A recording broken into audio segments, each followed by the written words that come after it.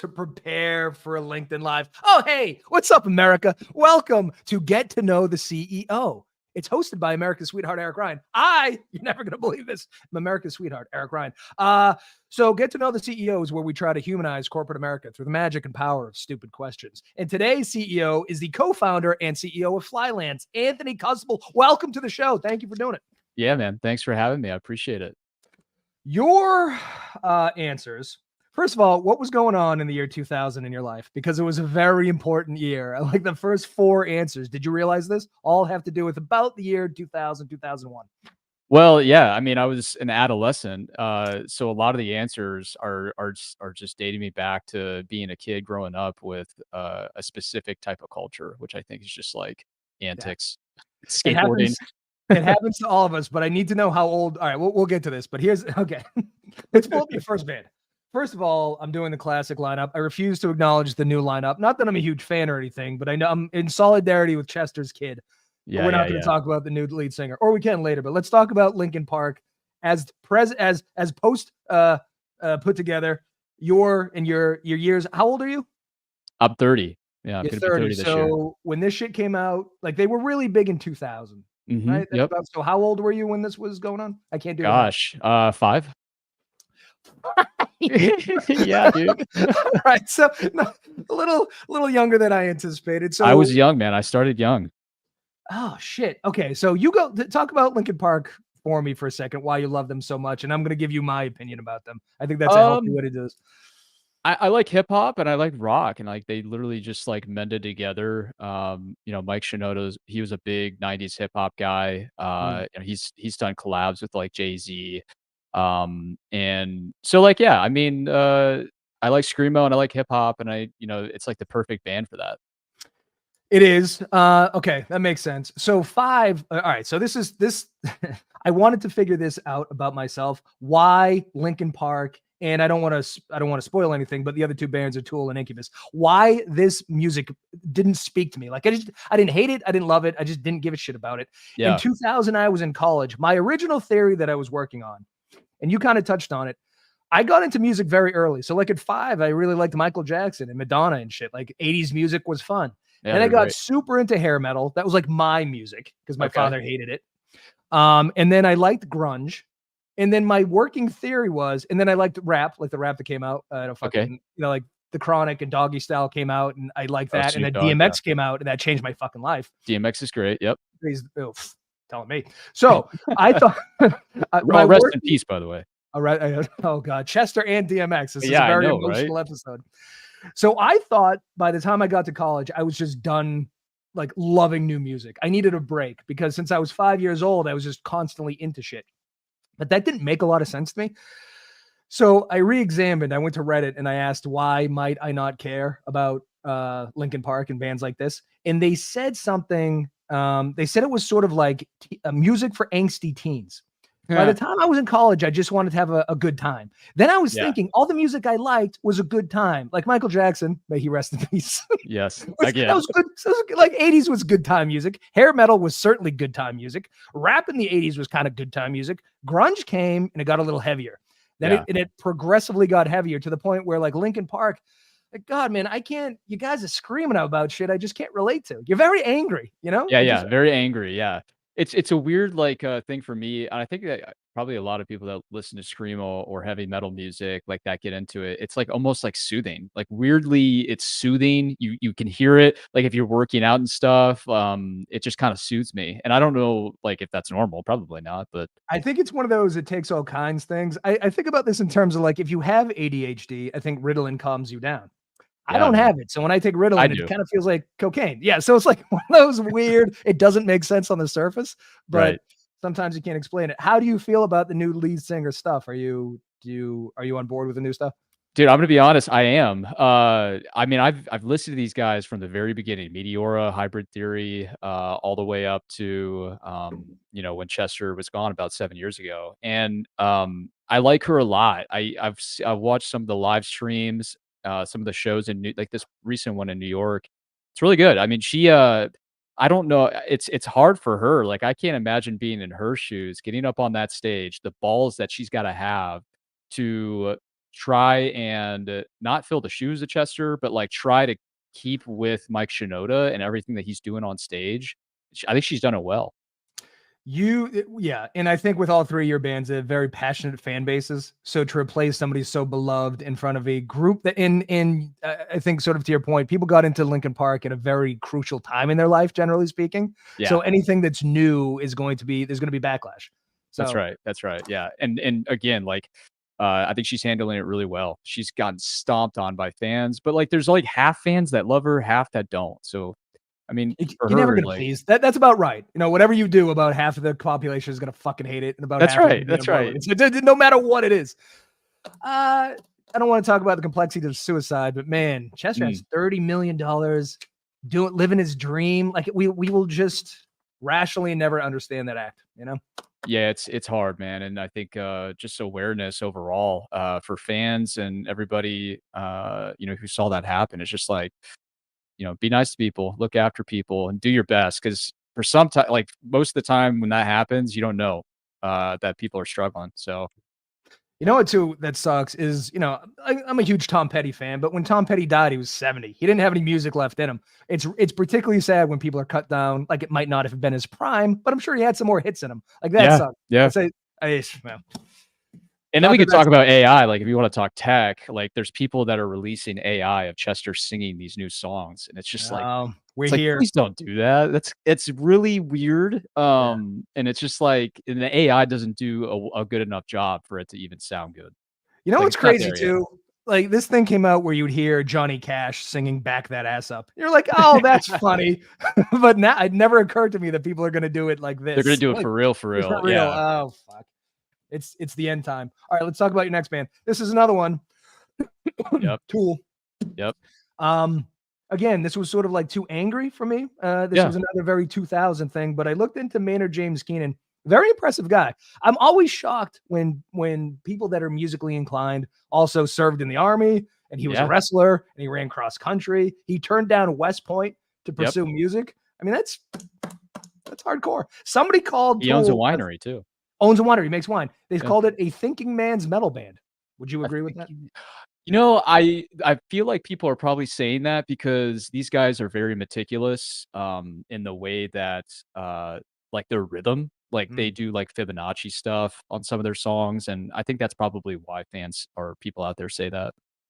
I would yeah, I agree. And your next two bands sort of threw me into this happened before because somebody did Incubus. It throws me into like a crisis about being next to death. Maynard James Keenan is 60. He's 60. That's Dude, I know. and It's he's worth crazy. $60 million. So there's nice symmetry there. But that it freaks me out because I don't want to move past Tool too quickly, but let's just talk about them in parallel. So Incubus was another one of these bands who, just not a lot of fun, and I just wanted to do a bunch of drugs and drink in college. So Nelly and Ja Rule and 50 Cent. Anybody doing a song with Ashanti at Yeah, that point? yeah, there you go. Yeah, Yeah, yeah. that's what I needed. Yep. So I watched in doing research, there was some show on MTV called Diary where they did a deep dive into the opening montage had Chris Rock and Christina Aguilera and Britney Spears, and they just hang out with the band for the day. Yep. I didn't watch at the time Incubus's episode, but I went back and watched it, and they in 2000 looked like everybody I knew in 2000. Yeah. Then, like those were the dudes. They looked like they watched Jackass, which I'm sure they did. It was a very specific aesthetic. Yep. Then I watched a recent performance of theirs on Conan, and they look old as fuck. They But are yet they're older. my Yeah. age, so like I look old as fuck. I feel like everybody, I feel like with technology, it's easy to emotionally not be old, but to look old. Like, you're growing Yeah, older, but, like, you're also up to times because you're on the social media platforms, and, like, I feel like a lot of these bands are doing the same thing. They're still together, which is yeah. crazy. And Incubus is universally beloved. Reddit is the thing I go to the most because people get really philosophical in there and rip bands apart and defend them to the. No one has anything bad to say about Incubus. They seem to be like they're in this perfect middle where a fucking good band. Yeah, it's a good band. Like, I think I was really weird. I was, what was I watching? I think it was on Twitter or something. Elon Musk was just at a show in Austin, watching them in the crowd. And it's just like you get Elon Musk and then you just get like all of the people like you and I who are fans, and it's just like you can mesh them together. Like, that's kind of crazy. Yeah, they Incubus might be the thing that brings us all together as humanity. Very, very well could be. Yeah. But again, 2000, 2001, 2000 was Pardon Me, 2001 was Drive. So Yeah. this is a real sweet spot for you, even though you're right I out know. I of was young. toddlerdom. I know. I was young, and I think a lot of it had to do with my mom would always play like 102.1 The Edge, which was big in Dallas. Had a lot of like alternative music, and my sisters and I were kind of brought up on that. And yeah, I kind of like built my palette, which is cool. It is cool. So my father is a huge audiophile. He's always owned millions of records and then CDs and cassettes and blah blah blah. But I like growing up, it was a lot of the Beatles and the Who and Zeppelin and Tom Petty and like sort of what we would now refer to as classic rock. I Oh love yeah, that you yeah, were raised by somebody who was playing Incubus, Tool, and Linkin Park. What yeah. a time to be alive! I know, right? Social media is keeping old guys. Thank God. That's true. Yeah, that is very true, Alex. All right, let's move on to your movies. I did my due diligence, and this is again you love all three of the Ocean's movies? Same fuck. It's the same time frame. Same time. Yeah. 2001. I'm very well aware. So Yeah. I watched Ocean's 11 last night. Did It you was really? I did. This is the kind of fucking You're doing your homework, man. I doing love my that. homework. This was clearly just an excuse to get every A-list celebrity in 2001 in the same movie. For As a sure. matter of fact, George Clooney told the entire cast, like, we can't make it on the front end. We're going to make it on the back end. But That's it ended up making 450 million. So everybody did okay. Yep. But this is just it's a ton of attractive men and women acting well. There's no high drama. Like, no, Yeah. to Brad Pitt's point, he did an interview. No one's mother's getting killed. There's like, no, it's Not a huge mystery. Yeah. it's not a huge mystery. It's almost going to break the fourth wall, but it never does. Yep. It's a good time. The whole thing is just a good goddamn time. Well, everybody loves like a heist movie, kind of like a Gone in 60 Seconds type situation. It is, and it always. Did you see the Rick and Morty episode with the heist episode? No, I have not. No. If you love heist movies, you're gonna love the Rick and Morty heist episode. But that entertained me the whole time because they parody it perfectly. But it's just this. George Clooney is a national treasure, I think. He is. He's very good. I think it's the charisma of those two guys in these movies that is just hilarious, and it's just so dry. Yeah, there's not a lot of over the topness, except for maybe Bernie Mac and the thing in the room with him and Matt Damon. Oh yeah. That was overacted for sure, but purposely so. He said you might as well call it White Jack because they went by the black guy deal. That's what a brilliant line that was. So good. There's a lot of swagger. There's a lot of early 2000s swagger in this movie. Yeah, that's right. Yeah. And you know what's funny is they're thinking about coming out with a 14th. Oh, Jesus Christ. I know. Are they still alive? Oh, fucking Brad Pitt Barely. eats so much in this movie. I heard that the scene where Julia Roberts comes down the thing, he had to eat 60 shrimp. That's a lot of shrimp. That's dedication to your craft. Man, that is a lot. That's indigestion. Probably, ruined him that night. It's terrible for cholesterol too. That's right. What? Oh, Julia Roberts was making $20 million a movie when this came out. So she really 20 mil a movie? This was the height of Julia Roberts. She didn't get it for Ocean's 11, but that's what she was making at the time. George Clooney sent her an invitation to be in the cast with a $20 bill and said, I heard you're making 20 a movie, so if you want to come on and do this thing. He's a delight. That's hilarious. I think they're good friends in real life too. I think they are too. And I guess George Clooney's a famous, like, fucking with his co-stars kind of guy. Yes. So yes. He bought a pot leaf sticker and that said "fuck the police" and put it on Brad Pitt's car. Wow. Unbeknownst to him, you're never gonna believe this. Interesting. He got pulled over. So, critically speaking, 12 and 13 aren't beloved. Do you also love the sequels? I like 12 a lot. There's just a lot more funny charisma between those two guys, and that 13's okay. I think 13, they ended there, and I think they ended there because 13 didn't do as well. But how many heists can you pull off with the same? I know, right? Yeah. How many heists can you pull off without having to go to prison? Which doesn't make sense to me. Turns out 3 is the number. That's right. Or 14, I don't know. Or 14. They might. I don't remember how 13 ended, but did they go to prison? Or maybe they're out now. 13, I don't think they went to prison. No. Oh, okay, they got away with it again. I just want to acknowledge that Tim, you have excellent taste in podcast content because we are crushing it right now. Yeah, Tim's great. Okay, The Matrix. Now this had to come out before you were born. Oh no, 1999. What were you, 4 when The I Matrix know, came right? out? That's right. That's right. All right, so to put into context, I watched The Matrix in college on DVD on cough syrup because there was a time and space in the United States where kids are trying to get fucked up on cough syrup. I don't Sure. know if that Yeah. affected my opinion of the movie, but I liked it a lot. I I think did you this, turned out okay. yeah, yep, I mean, ish.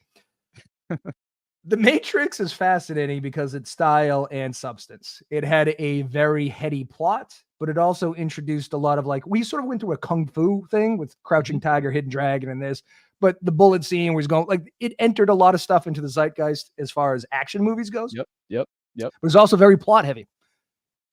It was very methodical. I think I think Wachowski is what their name. The twins Yeah. that did the movie, were big anime guys, and they were just very methodical in the way that they wrote out this script. Pretty cool. Oh, it's great. And it I mean it changed the way action scenes are shot. The blue Mhm. pill, red pill thing, the idea that perhaps we are in a matrix. It was just the movie was an event. There's not Yeah. a lot of event movies now, and if they are, they're the Avengers one. So it was a thing, and I don't think anybody anticipated at the time leaving the theater would have felt like that because it was Yeah. just there's not we're running out of big things to do on screen, but the Matrix pulled it off. They did. They did. They had like a kind of their own green hue on the entire film, and it was very, I don't know, it was just very thought through, very cool. Yeah. You're right. It had a look. It had action sequence that had a specific aesthetic. The entire movie had a specific aesthetic. It introduced big ideas. It was like, I don't think it gets its due. I mean, I know everybody loves it, but nobody talks about it like Citizen Kane or The Godfather or fucking Jurassic Park. Perhaps it should be though. Yeah, that's right, yes. I mean, it took you were 4 years old and you loved it. That's right, So yes. this next series, I like that you've done series. You did the Oceans trilogy, and then this is the only one I've seen. Is it really out of all the Bond films? All the Bond films. It's Here's it's the okay. I it's thought one of about the this best too. ones, I will say. Well, I think I watched it because it occurred to me that I'd never seen one. So then I Rotten Tomatoed it, and I think this gets like 100. So I was like, Yeah, ah, it's I'll really fucking good. check it out. I think you like cool guys in suits. I don't mean this derogatorily, but like No, between Oceans yeah. and this, I think style is important, man, how you carry yourself and, also being a good person, of course, but, these guys got style. I think a lot of guys, Westerns, a lot of guys who grew up or 70s, 60s, 70s, they like Westerns. 80s maybe is Arnold, more yeah, more yeah, like Arnold, and, Stallone, Van Damme, Stallone. Man, I yeah, can't believe he's still doing it. they can still do the splits. Oh, Stallone or Van Damme? Yeah, I'm sure Van they Damme both. could do the splits. James Bond. There's 6,000 of these. What is your favorite Bond? Who was your favorite Bond?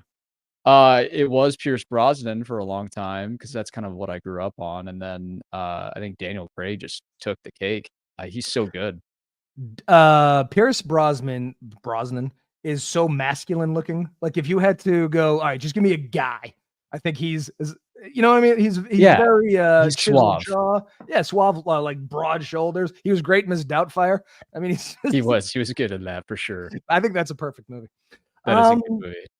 so have you seen every Bond movie? There's a million of them, aren't there? There's a lot. I don't I've seen parts of a lot of them. Again, my mom was a huge influence, like, she showed me a lot of the early movies and, that's kind of like what I came up on, and, I don't think I've seen all of them. That's a lot, That is a but I've lot. That's a seen big most of commitment. them. I don't think you're old enough to have seen all of them. If you watch them back to back, I think you just don't have enough years in you. I There's know, so right? many Yeah. goddamn. It's things that you have to catch up on later in life, going back in time. Yeah. So your mother, does she love The Matrix too? How heavily influenced are you by her taste? It seems like pretty No, much no, so. she didn't I don't think, I actually don't even know if she's seen that. I think that one was kinda more me because it's techy, it's, like, tech-based. Yeah. I've always been in software, always been into tech, so that kinda just caught my eye in the early days. That explains one of your book choices, but not the first one. Yeah, yeah. Um, this also sent me through a spiral of self discovery. Okay, your dog is your mirror. You're obviously a dog person. Yeah, yeah, I've got one, yep, I didn't read the book, but I watched a couple of YouTube reviews. This is very much a deep dive into dog behavior patterns yep, and how dogs react to their owners' emotional states. that's right, yep. I don't give a fuck about dogs. And that's a weird thing to say in the United States because like there's two things you cannot be. I saw a poll recently. It had every like presidential trait that people would vote for. Obviously, white male is like, yeah, that's what we want. And we're like, we'll vote for a black guy. We'll vote for a woman, you know, I mean, maybe a gay guy. And then it goes all the way down. The last thing people will vote for is an atheist. So I am Oh, an atheist. interesting. Okay. Yeah, I'm an atheist, and I don't give a shit about dogs. And I think you can piece those two things together because that is reviled in the United States. And I think Yeah, it's dogs because are big here, and dogs are cats to a huge. certain degree, but more so dogs. Yeah, and listen, I own cats, but I'm not a cat lover. Like, they're there, but I don't Yeah, really give a shit about them. But I was thinking about those two things, religion and dogs. It's like people need you to love the same things so they feel close to you. And if that's you right. don't love Yeah. the same things, they get a little freaked out, especially dogs, because dog owners are fucking nuts. Well, yeah, they could be nuts on either spectrum, and I think that's part of what this book is about. It's like the way that you treat other people, that your dog kinda sees how you interact around the house, and if you're Yeah. just an absolute a-hole, then your dog is gonna be reflective of that. Mm. So you think, well, okay, so take pit bulls. This is the far right extreme thing here. Yep. When they eat a baby, for instance, do you think it's Good because lord. their owners were predisposed to baby eating, or was it just that this particular breed was bred for violence, and then sometimes that manifests itself? I think that could definitely be part of it, from a primal, perspective of the, DNA in the dog. Yeah, I think that there's, like, chill dogs, that for can sure. turn into a-holes, though, you know what I mean? Mm, Like, get a golden retriever, for example, they're pretty chill dogs, but, yeah. like, if it's surrounded by an owner who's, running around the house always screaming and, hopefully not, but could be kicking the dog, and that's, like, its way of discipline, that dog's not gonna be very well off. There's one of those lying with statistics things because I think golden retrievers do the most biting, but also they're owned the most. So that's going to skew the numbers. I think the Yeah, most violent dogs tend to be the tinier ones, which is fine because they can't eat a baby. But that's the right, baby yeah, eating dogs, they have, like, small dog syndrome, I guess. yeah, no matter how like pissed off your pug is, it's not going to kill your kid. You know. Yes. Do you want to hear my theory and the difference why I think cat owners, and I do happen to be one, are more normal than dog owners? For sure, yeah, absolutely. Okay.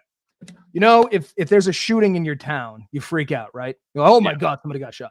But then mhm. if you hear it's domestic, you go, oh, okay. Well, it was never going to be me because it's domestic crime. It's It's like still a awful. one-on-one type situation, yeah. Yeah, but it's not a drive-by. You know, like there's a bunch of violent people just killing people. It was a small isolated incident. Yep. When cats commit crimes, they're domestic crimes. So people go, oh, they shit in your house. Yeah, I know, but it's my house. You know what I mean? Like it's not bothering you. What an Dogs are interesting drive-by comparison. shootings. Because this Yes. is what I know about dogs. I went to the cemetery recently. There's an old cemetery. They get signs everywhere. Please clean up your dog shit. Yeah, That's a yeah. drive-by. And then soccer, you know, my kids play soccer. So every week I get a email notification from, you know, whatever the organization does soccer, like parents, you know, or, you know, whoever they are, you know, you're not supposed to walk your dogs on the soccer fields because they shit there. It's like dogs are shitting on dead people. Dogs are shitting Well, the what's interesting is you don't walk cats. You don't have to. domestic crime. See? That's right, that's right. It's in Every the crime household, everything's in the house. Like, and outside. cats are smart enough to just walk on treadmills. They'll scratch on their thing, and they'll get their energy out that way. I'm telling you. Here's the other thing too. Everybody goes, dogs are smarter than cats. Bullshit. Because if you put your pug outside for half an hour, it's getting hit by a car. My cats can go outside, fucking hunt mice, having a great time. There are They outside might get cats, hit. yeah. Yeah, they might get hit by a car, but every dog is getting hit by a car. Here's the other thing. My neighbor's dogs are out there barking right now, just screaming. You know what I mean? They always Cats do, never do. yeah. Oh, that's annoying. That's Well, annoying. I think primarily they're trying to protect the perimeter of the house. Cats don't have to. They're already inside. They're domesticated. See, I'm telling you. And the other thing too, my last point on this is I like, you know, I'm a white male in my 40s. I like IPAs. I like to go to breweries. Sure, sure, This yeah. whole fucking thing where breweries are pro dog. And then here's the nightmare. Two people bring their dogs, they're barking at each other. I can't hear anything. Like, oh, Yep, stop. And yep, then yep. and that's best case scenario that there's only two, but there's Yeah. never gonna be just two. It's like, what? Just leave them. Well, and then some of those places have turf and stuff too, so you got dogs peeing on the turf, and Oh, yeah. yeah. The place I went to, there was like new And this mulch is and me dog. saying this as a pro dog guy. Well, you're a reasonable pro dog guy. Thank you, thank you. Despite the fact that you wrote a whole book on dog behavior. But I That's guess right. what this proves is that you're a good dog owner, that you have a vested interest in, you know, their Trying, man. behavior and your relationship with them. Yeah. Yeah. So I can compliment you in this way. And when you filled out the form, you said you don't like reading, but you like listening to books. I hate reading. Yeah. I listened to this book. Ooh, nice. Okay, what'd Yeah. you think? I thought it was hilarious. So I don't know why I listened to this book. I'm no like huge Matthew McConaughey fan or anything, but every time he would go green light, I would chuckle. I It's think like he's green light. It's he had such funny. a weird way about him. Yeah. And I've often said this because I like memoirs, but sometimes you come out of the memoir not liking the person. I came out of this liking him exponentially more than I did. You know, Yeah, he's like, he's got an interesting edge. He grew up in a very interesting family, his mom especially. Um, and yeah, it's just the way that he tells stories is very, very cool. yeah, I think his parents were thrice divorced, but kept marrying each other. He went to Australia in some real like everything was fucking weird. The He Australia story, that is insane. I know. He like Oh stuck my in the middle of gosh. nowhere, but he thought he was gonna be in like Sydney or something. And Like, then you could make a scary movie off that, like, being held hostage under because 'cause you're under 18, so you have to be with the family, and it's like, yeah. ugh, that could Yeah, be that whole thing was very strange. He's like an approachable philosopher too. And I don't somebody in a review said it's like it's not very preachy, and it's not, but he does have a lot of thoughts on the way life should be led, which I think are sort of hard to argue with. Like he's like, embrace your fear, embrace who you are, blah. Yep. It's I wouldn't quite say it's a self-help book, but he has he's trying to help you. Yeah, yeah, I like his, one of the quotes is like, "I didn't ask to have my jeans ironed."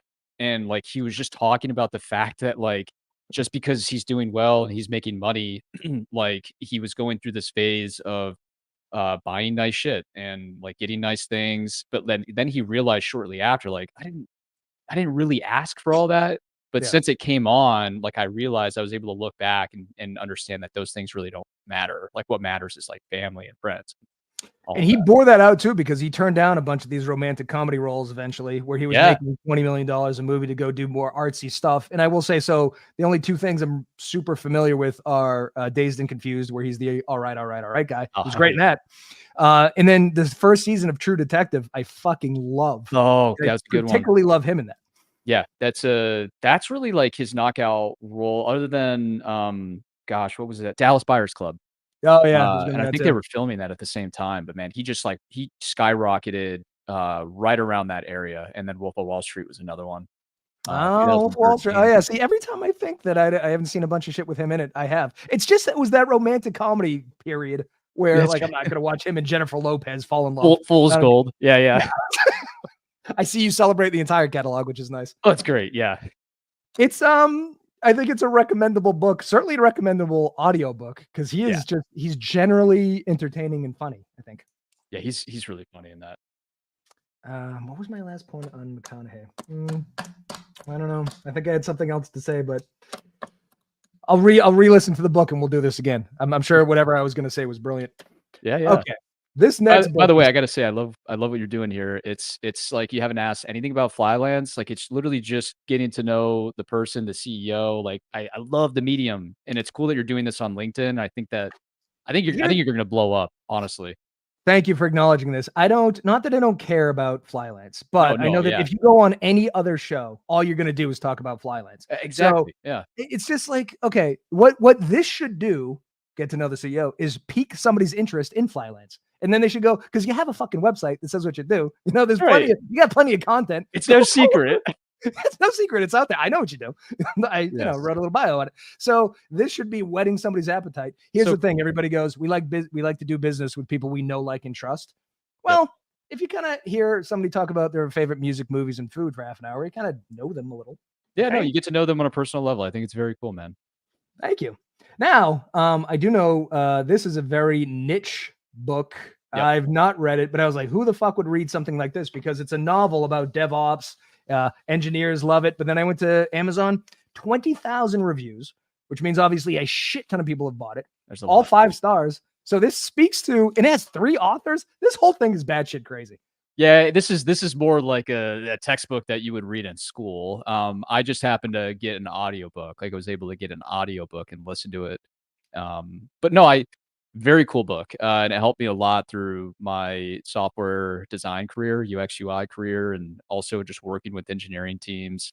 But yeah, no, It's directly related to kind of how the Toyota manufacturing plant was Mhm. operated in the early days and how that, like, transferred over to, like, running sprints in software and running, Scrum and Agile.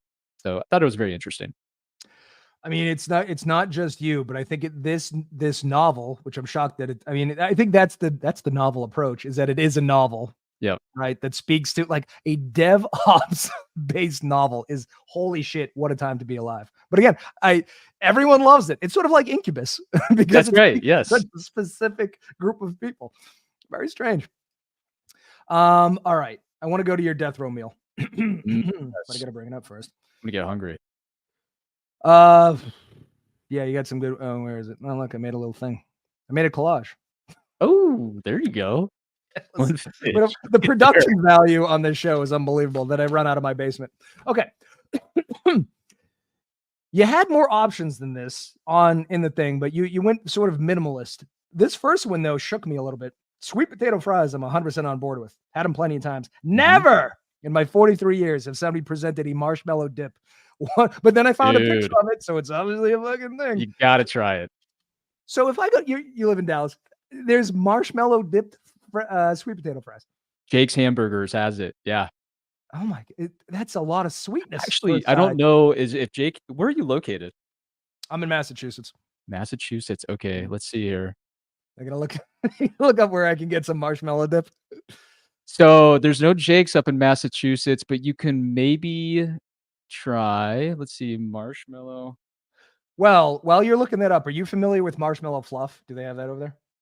Yeah, we've had that, yes. Okay, so marshmallow fluff is manufactured in a city called Lynn. You're never gonna guess where I'm from.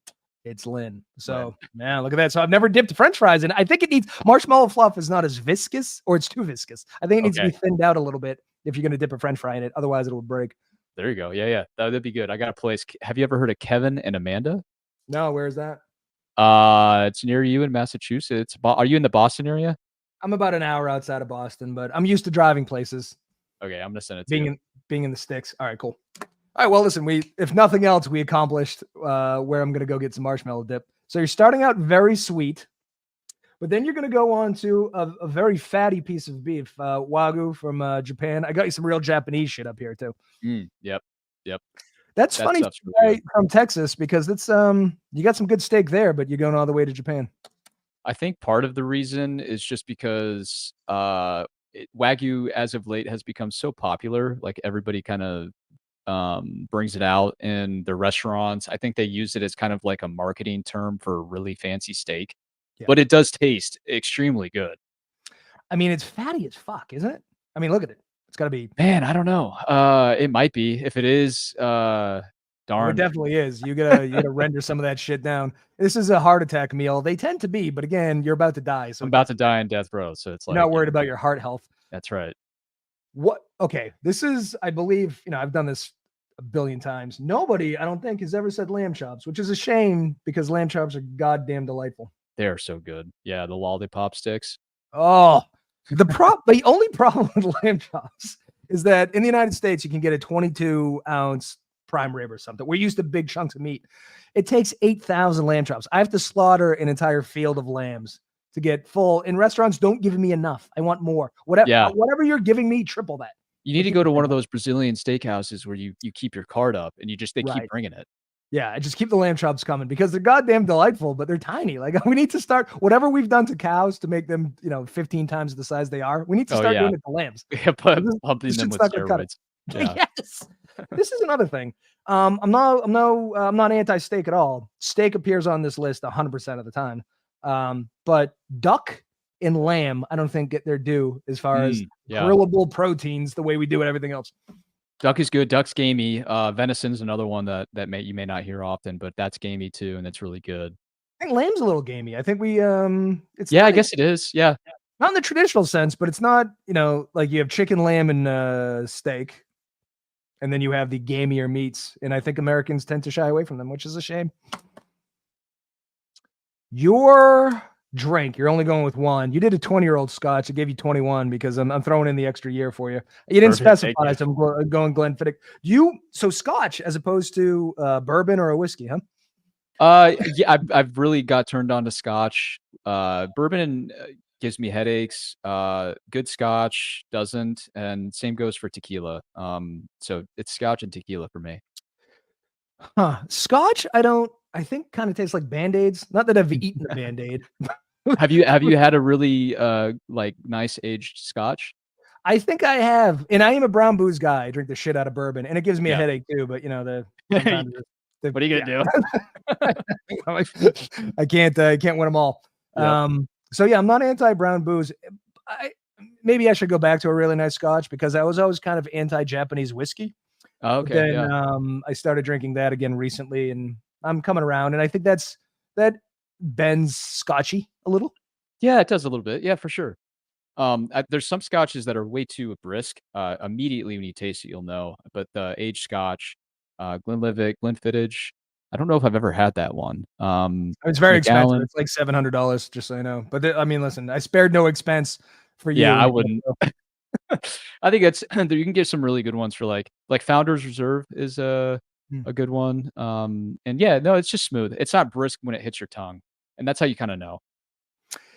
It's got like old leather and a warm, cozy library. You know what I Mhm. like is fresh strippers on a bed of cocaine. And I think that's what Baker's 7 tastes like. Here's the year. Here's okay. I don't know if it holds up with scotch, but with bourbon, it's a bell curve. So I think 7 years is exactly where you want to be. Yeah, After that, it starts to lose some of its edge. But that only applies if you like edge in your bourbon. If you that's want it true. super smooth, Eagle Rare is 10 years. It's, I don't know, pretty approachable as far as It's the price. probably But all you need, right? It's 10. yeah, I mean, it's when I try to get people to drink bourbon with me, I try to give them like Buffalo Trace or Eagle Rare is very approachable. I think they're 80 proof. They don't Mhm. make your soul burn. But Isn't then Buffalo Trace like, the older than America? Is that true? I don't know if Buffalo Trace is older than America. I should look that up. Were they? Well, but it's made in Kentucky, so I guess were people hanging out there and making bourbon before we signed Before some documents? 1776? Like, I don't know.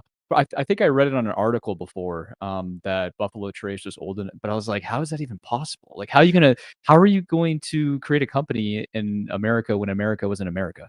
I just right like Kentucky's inward. Like we had to start on the coast and kind of get our horses together. So I like you just figured time wise. It was probably Because like Buffalo Moonshine or something at that time. I'll tell you this though, all the greatest bourbons on the planet come out of the Buffalo Trace distillery. So Pappy Van Winkle, for example, that's the gold standard, and that's out of the Buffalo Trace distillery. So I mean, it's That'd be a cool possible. place to visit. I would love to go. I'm not going to talk about politics because they'll string me up. But Oh yeah, gosh. summary. I don't know what it is about Kentucky hillbillies burning crosses and making bourbon, but woo boy, do they kill it! All right, your dessert. You went breakfast for dessert, but I mean, blueberry pancakes, objectively delicious. Anything you can cover in butter and syrup. Oh Oh, my yeah. god! Oh, And then yeah, you're they're good. introducing blueberries, which this could be the greatest application of blueberries in a blueberry pancake. It really is. Yeah. The batter and, the sweetness of the pancake along with the blueberries, it's, like, great. You could do Yeah, sweet with anything blueberry. that's a good point. And you were the first to do breakfast for dessert because in the pantheon of desserts, there's so many options you can go with. There's cakes and there's pies and there's flans, but you eschewed all of this for pancakes, which I think is a bold move. But this is very desserty. Americans do eat dessert for breakfast a lot, like a donut. It doesn't make any sense, but Oh, yeah, yeah. I know, it's weird. Yeah, donut shops, bagels, and you can do donuts and bagels, yeah. have you Interesting. had pancakes for dessert? Because I don't think they show up on dessert menus. But you're free balling here because it's your death row meal. Dude, I think I might have been free balling. There could have been a time in my life where I had pancakes for dinner. Yeah, I think we've all done that. But I don't know that you can go to a steakhouse and like, would you take a look at the dessert menu? I'll just have the I'll pancakes. just have the Oh, you have pancakes. blueberry pancakes. Yeah, free It's no not go. breakfast time. You're like, "Well, I don't give a shit. I don't care. I thought this was America." Yeah. All right, so your death row meal is quite a delight. Let's go to your quote. You said you didn't know who this was attributed to. I don't either. I don't think it's attributed to anybody. But I think you get out what you put in is unfortunately true. I would much rather put in less effort to get way more, but Yep. this seems to be a truism in life, and it's very inconvenient. Yeah, I mean, it could literally be applied to anything in life. It could be sports, it could be business, it could be, trying to do well in school. Like, the more effort that you put into it, you'll get out what you need. Yeah. It's oh, here we go. I just want to go back. Bread pudding Ooh, is bread the pudding. evening's French toast. Yeah. What, Alex? What a great way to put this. Because for years I didn't touch bread pudding because I didn't like the name. That's a stupid name, bread pudding. You know? Then I finally tried it, and now I'm obsessed with it. It is nighttime French toast. Oh, it's so Oh good. my god, it's unbelievable. Oh yeah. Somebody come out with blueberry bread pudding. Holy shit! All right, you get out. Ooh, there you go. See what's coming out of the show. Here's the thing about getting out what you put in our desire for the magic bullet. I think it bears out in workouts all the time because like there's sweating to the oldies, and then there was curves for women, and there was fucking CrossFit. No, just fucking work out all the time, and it's gonna work eventually. But everyone wants that thing. They want one this easy cheat thing. code in life. Yeah. Yeah. I don't think there is one. I wish No, there there's not. was. There's luck. There's luck. There's luck with people who have good attitudes and good juju, and good things will come to you if you're a good person and you just kind of just go with the beat of life. There's luck. There's the genetic lottery. If your parents are rich, that would be great too. If you're tall, but let's say you don't have those things, there's nothing on top of that. There's nothing that you can just go buy from Amazon. That's right. Yeah. Yeah. So short of that, you're a little bit screwed, unless you just like putting in work, which I don't. This is the portion of the show where you get to plug your business, though. Nice. See, I Okay. do a little bit at the end. You can All talk right, about all right. Flylance. Say you can tell people where to go and what to do. Cool. So, Yeah, if you no, wanna man. do that. Yeah, so Flylance is a modern day software engineering staffing firm. We're staff augmentation, and we're based out of Latin America. We work with software engineers out of Argentina, Brazil, Costa Rica, Chile. We pay them really well, and we put them onto US based client projects. So the the value prop is really same time zones. So if you have software engineers within the US and you're running Scrum teams, you've got everybody on the same time zone. You've got lower costs, so you're not having to pay these absorbent prices of Stanford kids asking for $400,000 a year. You're paying for high level talent at a reasonable cost, and you've got proficiency. They speak great English. They're good people. They're hungry. They're humble. Yeah, and you get great culture along with it. So we've really built up something special here. I think it makes a lot of sense because it is a global economy. Everybody's on the internet. We have access to help from other countries, but let's not exploit them. That's right. Right? Let's take the best of. They're not asking for 400, but don't pay them 25 cents, and then everybody wins. Everybody wins. Our people are happy. They're working on really fun projects. Our clients are, they're graceful enough to give us really cool, compelling, cutting edge projects for them to work on. And our team is, we're all pretty technical. Our recruitment team is very technical. They have to be in order to pinpoint the right talent to come on. And my CTO and partner Jackson is also very technical. Smartest software engineer I've ever met. So him and I are just nerding out, having fun with this company, and yeah, that's Flylance. Beautiful.